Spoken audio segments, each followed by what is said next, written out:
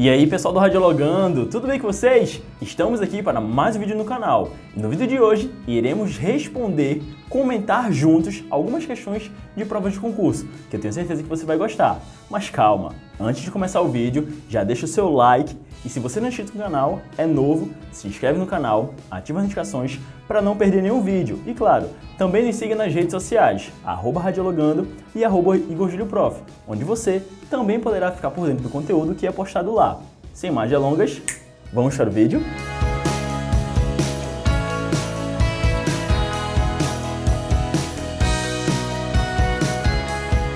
Bom pessoal, como eu iria comentando com vocês, iremos responder algumas questões de concursos.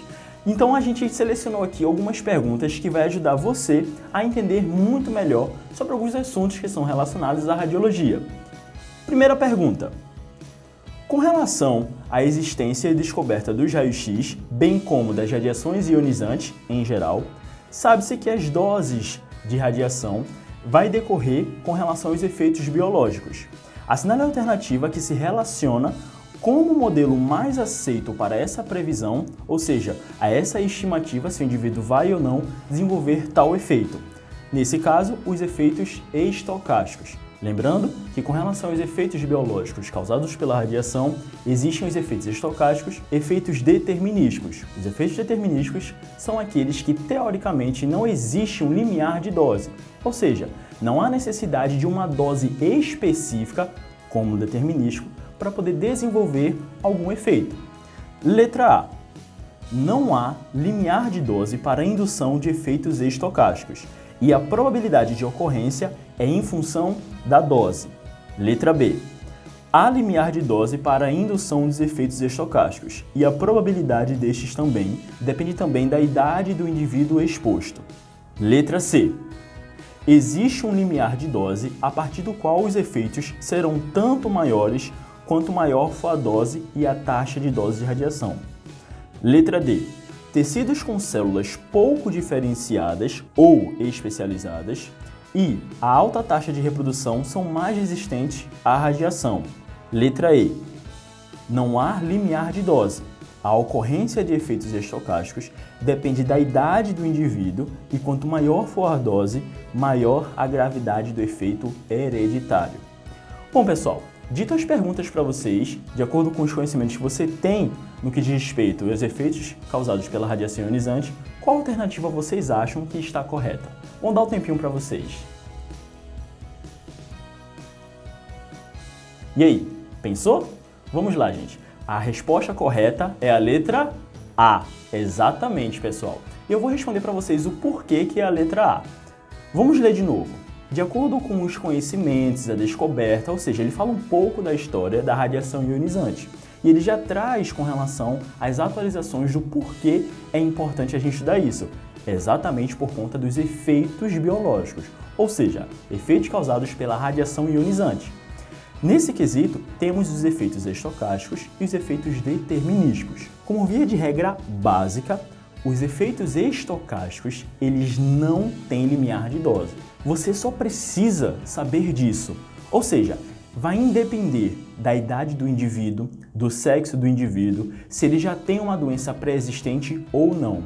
Efeito estocástico, ou seja, é uma estimativa, é uma probabilidade. Ou seja, eu posso dizer que o efeito estocástico é um efeito probabilístico.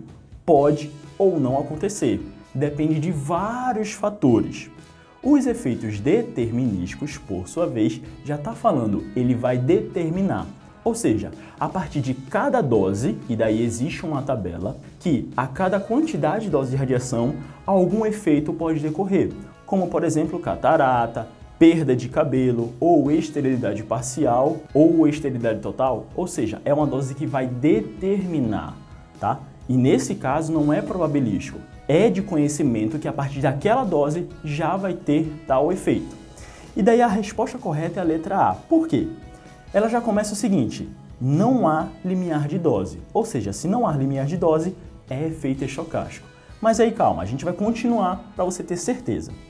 não há limiar de dose para a indução dos efeitos estocásticos e a probabilidade de ocorrência é em função da dose. Basicamente, nesse quesito, quando ele fala com relação à dose, ele está falando também com relação não só à quantidade de dose, mas também o tipo de radiação e a área no qual vai ser irradiada. Por exemplo, não existe só raio-x, existe raios gamas, existe a radiação corpuscular e no nosso corpo existem áreas que são mais radiosensíveis, como o cristalino, tireoide e a região de gônadas. Nas outras alternativas, como por exemplo, na letra B, na letra C, ele diz o seguinte: existe um limiar de dose ou há um limiar de dose. Se existe ou se há limiar de dose, já não é efeito estocástico, é efeito determinístico. Então você já corta a questão por aí e pula para a próxima. Na letra D, ele diz o seguinte: tecido com células pouco diferenciadas, ou seja, pouco especializadas, e a alta taxa de dose de radiação são mais resistentes à radiação. Na verdade, é exatamente o contrário. Células pouco especializadas, elas têm uma probabilidade maior de desenvolver tal efeito. As células mais especializadas, como as células da região da tireoide, como a região de gônadas, que são células mais especializadas, são células mais diferenciadas, elas possuem sim uma resistência biológica maior. E na letra E, ele diz o seguinte: não há limiar de dose, e daí você pode se confundir. Por quê? Se ele está dizendo que não há limiar de dose, automaticamente a nossa mente já retoma ao efeito estocástico. Mas ele continua. A ocorrência de efeitos estocásticos depende da idade do indivíduo. Opa, se depende da idade, daí a gente já corta. Por quê?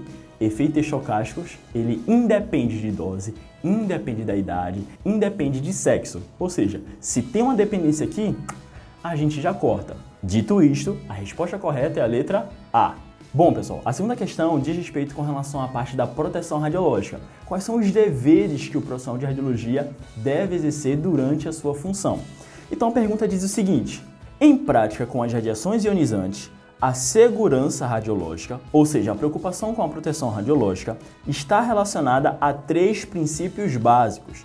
Entretanto, sabemos que, segundo a portaria 453 de 1998, que é da Anvisa, tem lá basicamente os 4 princípios básicos de proteção radiológica.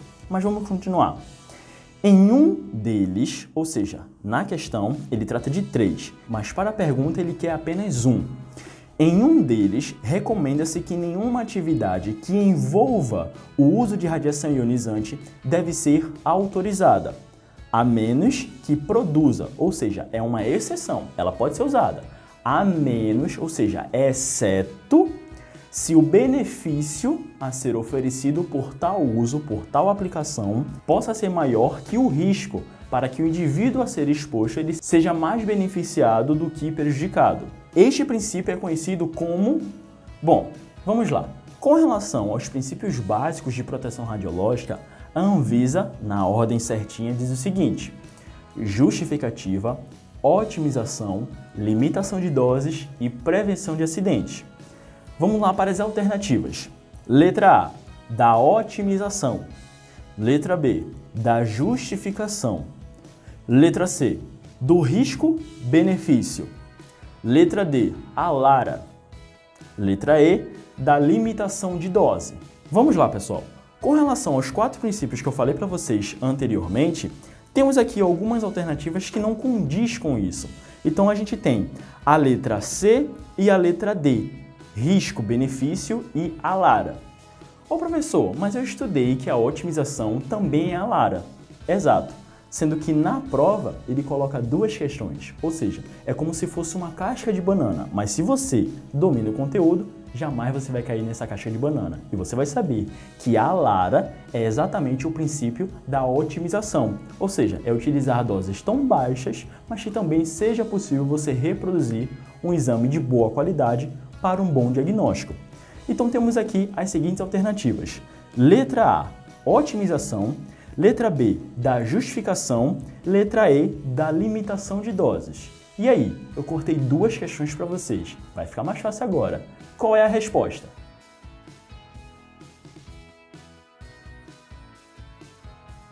Bom, pessoal, a resposta correta é a letra B, exatamente, da justificativa. Ou seja, eu tenho que ter uma justificativa para poder aplicar tal procedimento, para poder utilizar tal tipo de radiação. E assim eu posso realizar o procedimento. Ô professor, mas a parte da otimização também não vai reduzir a dose de radiação? Isso você vai fazer durante a aplicação, mas antes de você fazer, você precisa ter uma justificativa. E essa justificativa, para nós, é a solicitação médica. É o pedido ou requisição médica que informa que aquele paciente ele necessita daquele exame que envolva o uso de radiação ionizante. É como se fosse a permissão para nós profissionais e para o paciente realizar tal procedimento. Assim, a gente também fica resguardado pela lei. Bom, pessoal, vamos lá para a terceira questão.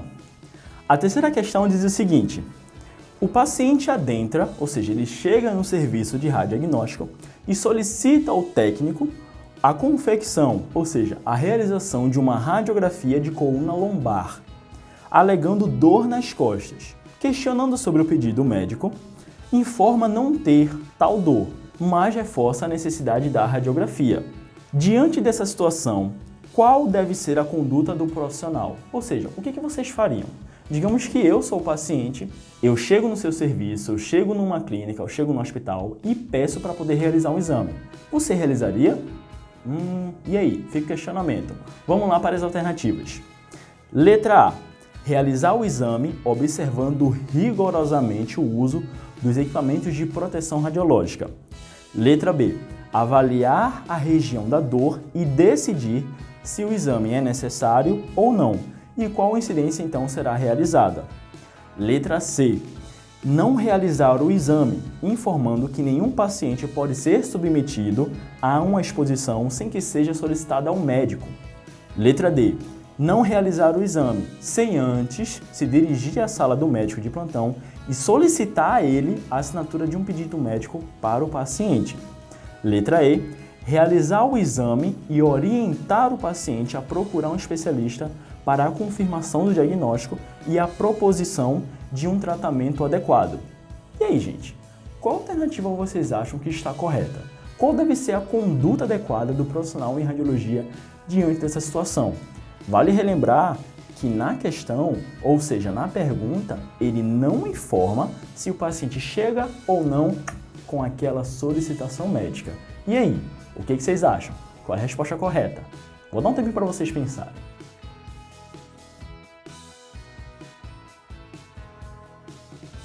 E aí, pensou? Marcou? Pois bem, a resposta correta é a letra C. Exatamente, pessoal. Não realizar o exame, informando que nenhum paciente pode ser submetido a uma exposição sem que seja solicitada pelo médico.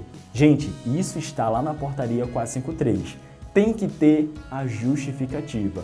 Se qualquer paciente ele chega para poder realizar um exame e ele não está com a solicitação médica, infelizmente esse paciente não poderá passar pelo procedimento. Ou, isso acontece com muita frequência. O paciente chega com uma solicitação para uma radiografia de coluna torácica, mas ele se queixa de dor na coluna lombar. Será que a gente deve realizar também para poder complementar o exame e o médico ter um exame mais completo? Sim ou não? Exato, pessoal. A gente não pode realizar o exame. A gente só está apto a realizar o exame mediante a solicitação médica. E ainda assim a gente tem que conferir qual é o exame que está sendo pedido pelo médico e mostrar ao paciente, caso seja necessário, que o médico dele só solicitou aquela radiografia daquela região, não deixando assim margem para a gente realizar outros exames. Por exemplo, digamos que o médico ele tivesse solicitado raio-x da coluna vertebral. Aí sabemos que pela anatomia seria cervical, torácica, lombar, sacro e cóccix, mas nesse caso ele vai especificar cada uma delas na solicitação. Quarta questão, vamos lá. Um técnico recebe um pedido para a realização de um exame, ou seja, se ele recebe um pedido, ele já está com a solicitação, que deverá ser realizada em ortostase, de um paciente da terceira idade com histórico de labirintite. Na realização do procedimento, o paciente, por necessidade, solicita o auxílio de um acompanhante durante a realização do exame. Nesse caso, o ponto de vista de proteção radiológica, o técnico, 2 pontos. Pessoal, isso é muito comum. quando estamos na prática, no serviço ambulatorial ou até mesmo em pacientes que chegam da emergência, por muitas vezes eles podem estar debilitados ou eles podem ter algum tipo de alteração que possa limitá-lo a realizar tal procedimento sozinho. Então muitas vezes ele precisa de uma ajuda, ele precisa de um suporte, um apoio, e esse apoio deve vir por parte do acompanhante. Então, nesse caso, a gente pode solicitar com que o paciente possa entrar com o acompanhante, mas com algumas restrições. Vamos lá para as alternativas. Letra A. O que o técnico deve fazer?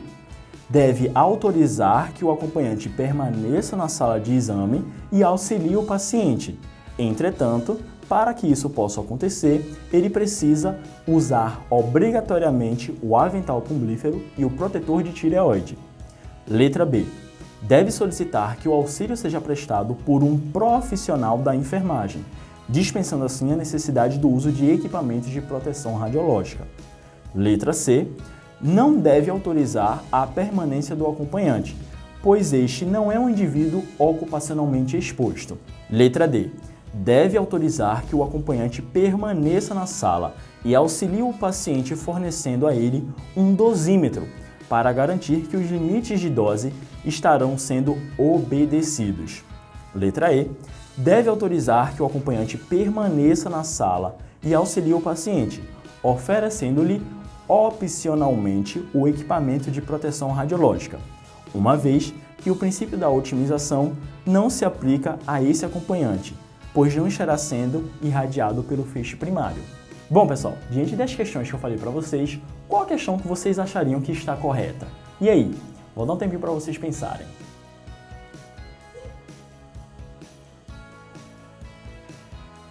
E a resposta correta é a letra A. Exatamente, pessoal. A resposta correta é: devemos autorizar que o acompanhante permaneça na sala e auxilie o paciente, mas para isso ele deve obrigatoriamente utilizar o avental plumbífero e o protetor tireoide. Por que as outras alternativas não estão corretas? Vamos lá. Letra B. Deve solicitar que o auxílio seja prestado por um profissional da enfermagem. Corta. Se você está no seu serviço, se você está realizando o seu procedimento, quem deve auxiliar é o acompanhante e não um outro profissional da área. Porque se o profissional for auxiliar esse paciente, o profissional que já está ali no dia a dia, na rotina e ocasionalmente pode ser exposto, ele não deve ser exposto de maneira forçada, de maneira incentiva, ou seja, ele deve ficar de fora. Mas professor, quando eu vou realizar exame no leito, eu não tenho um acompanhante, então geralmente quem vai me ajudar é um profissional da enfermagem. Correto, mas na hora que você vai realizar o exame no leito, muitas vezes o profissional de enfermagem, tenho certeza que ele apenas vai lhe auxiliar a posicionar o paciente ou até mesmo ele vai observar como é que você vai proceder com aquele paciente, para não tirar nenhum eletrodo, para não fazer nenhuma coisa que possa prejudicar ou afetar o tratamento daquele paciente, mas o profissional de enfermagem não vai ficar segurando o paciente. Nesse caso aqui, interpreta-se como se obrigatoriamente a gente precise ficar ao lado do acompanhante, dando suporte para que ele possa realizar o exame. Neste caso aqui, nenhum outro profissional, nem estagiário, deve fazer isso. Quem vai fazer isso é o acompanhante.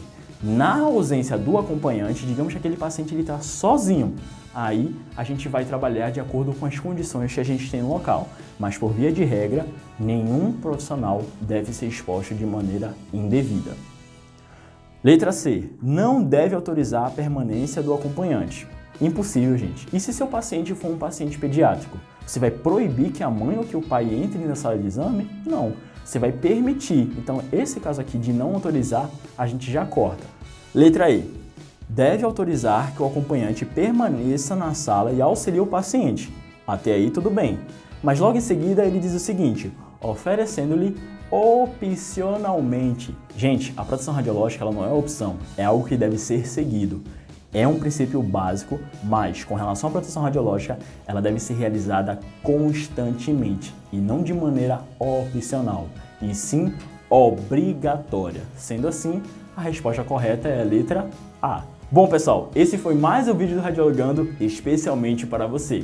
Então, se você gostou do vídeo, não esqueça de deixar o seu like e se inscrever no canal. Se você não é inscrito no canal, se inscreva e ative as notificações para não perder nenhum vídeo. E claro, ficar por dentro de todo o conteúdo a ser postado. Você gostou desse vídeo de questões comentadas? Então comenta aqui embaixo pra gente se você gostou, se você acertou, quantas você acertou, e se vocês gostarem, pode deixar nos comentários que a gente vai fazer mais vídeos desses para vocês.